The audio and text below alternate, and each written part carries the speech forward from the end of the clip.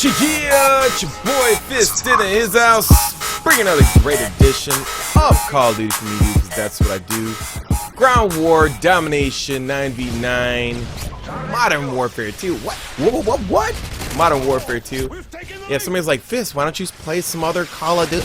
Fisticuffs, play some other Call of Duties. Come on, I get tired of watching Modern Warfare 3. I don't blame you. So anyways, I went on this huge Twitter rant. If you haven't had a chance to follow me on Twitter, it's /Fist. I'll leave the link always in the description below. And I talk about stuff and I keep it as real as possible. Not as real as I keep it on my YouTube channel, even though I do, to some extent. And somebody had said to me, they were like, oh, you know, Sony PlayStation has picked up the Black Ops 2 MLG contract for gaming. And so I started looking at the stats, and I started saying to myself this goes on to the whole other stratosphere of how I feel about, you know, westernized gaming and how the numbers do not lie. You know, you sell, I think it was 8.8 million units for Modern Warfare 3. I don't know what it was for Black Ops, maybe like 8.5, something like that. In North America, they sold 8.8 million units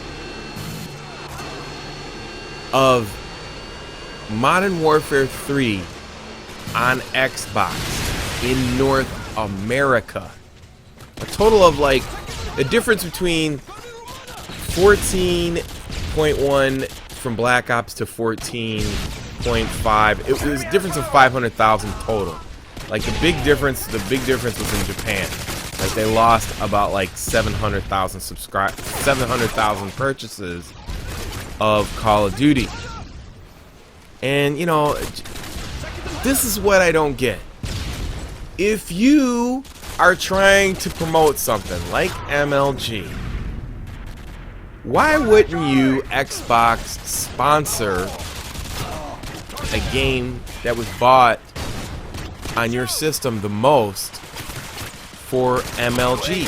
And why would MLG let Sony, even if they, I mean, I know money is the bottom line, I understand that, but why would you let an Asian PlayStation, Sony from Japan, which only sold 100,000 units and 800,000 units in Black Ops, not even a total of 1 million between the two of them? Why would you let that system prevail as the main system to be played on for MLG? That doesn't make sense to me. To me, I would put the system that has the most sales where it's the most relevant. You are holding the tournaments in North America, right? Right. You want people to relate to what's going on in the game. If they bought it for the Xbox, they can relate to how it plays on the Xbox in North America. Therefore, it should be on the Xbox. It just doesn't make sense to me. And it goes back to my, you know, what I was talking about on Twitter. You know, and what I'm talking about is mostly consoles here. You know, 14 million in sales, period. Both systems, Xbox and PS3 total.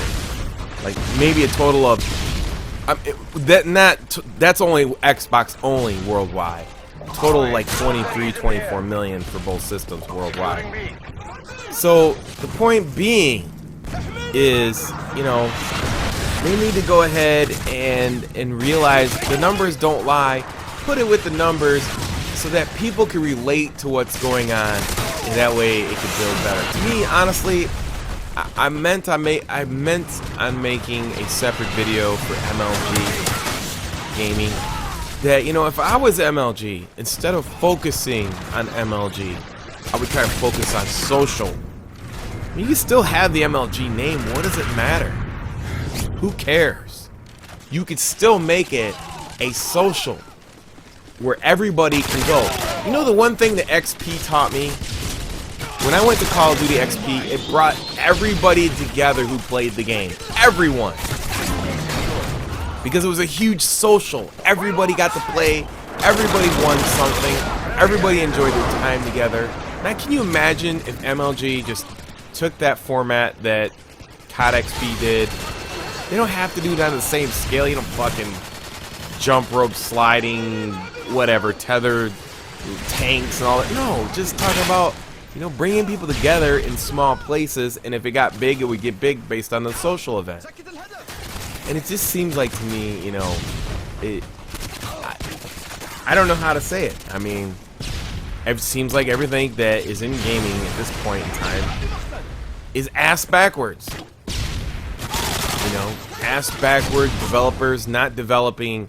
If you sell the most units in North America, don't you think you should have your developers in North America making the games in North America? I mean, that's probably why Battlefield is a failure. And Medal of Honor is going to be you know, I hate to say it, I'm going to buy Medal of Honor out of a mercy buy. The bottom line is, it's going to die after 2 weeks. It's a horrible release date. It's an average game at best.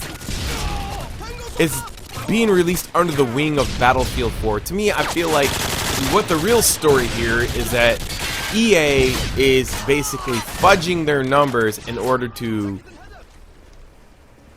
pad these numbers to their shareholders by saying, look, we sold Medal of Honor and Battlefield 4. Look at the numbers we're doing. And the bottom line is nobody's really buying the game. They just put a bunch of games together on the same date and they call it the first-person shooter genre, and they're doing all these numbers. When in all reality, they're like down 70% in their shareholder stock. You know, bottom line is Bethesda will probably wind up buying EA or parts of EA and cut out the fat. And Microsoft will wind up buying Activision after Halo 4 flops. I mean, they only have like 600,000 pre-orders, even if that, on one system. Doesn't that make sense? You have over 10 million users on Xbox Live. 87% of them bought Call of Duty. Instead of wasting all your money on 343 Studios and making this overhyped single-player game with a horrible multiplayer, just cut the fat, buy Activision, make Call of Duty an exclusive game. Period. That's what's gonna happen. Activision's gonna get bought by Microsoft. They're gonna cut the fat from 343 after Christmas. These games don't have any staying power. If Halo was a good game, people wouldn't have left it after Halo 2 and Reach. That's like saying, okay, we're gonna make Frontlines Fuel War or a game that was successful like Battlefield 2 Modern Combat. We're gonna go back to that. And it's gonna be the same thing, but Battlefield, whatever. You know what I'm talking about. Making a game that was popular before and then people left it, but then you make the same game, the same multiplayer game, and then you think they might come back for a novelty, but do you think they're gonna stay around for the game? No, they're not. The game, the multiplayer doesn't look any different. I mean, if you look at the multiplayer in Call of Duty, there's like trash, dust, everything's floating around. There's so many things that can trick your eye. That's intriguing to the gamer. But when you play like a Halo game, it's all clear. There's only one, it looks like you're playing in a box. Plain, oh, it looks like the future. It's boring. And then people are like, oh, Call of Duty's just hype. I mean, I was playing Call of Duty before it was a hyped up game. It's only hyped because everybody's playing it now. Halo was the game that everybody's playing, and they jumped off that game to go to Call of Duty. So don't tell me it's a hype game. It was there in the beginning, it's doing it now, and it's going to be doing it. And like, why would I buy Halo when I going to have Call of Duty and Zombies? Or Medal of Honor or Battlefield 4, all three of those games. I mean, you would have to give me Halo 4, Battlefield 4, and Medal of Honor for $70, all three discs, for for me not to play Black Ops 2 Zombies. That's the difference. That's the truth. So, you know, you want to save your company? Start releasing your games in April. You're not going to beat Call of Duty in Christmas, especially when we're in an economy like this. People can barely afford to eat in some places. You know, Call of Duty is a game for the privileged. Anyways, until next time, it's your boy Fist. Peace. I'm out.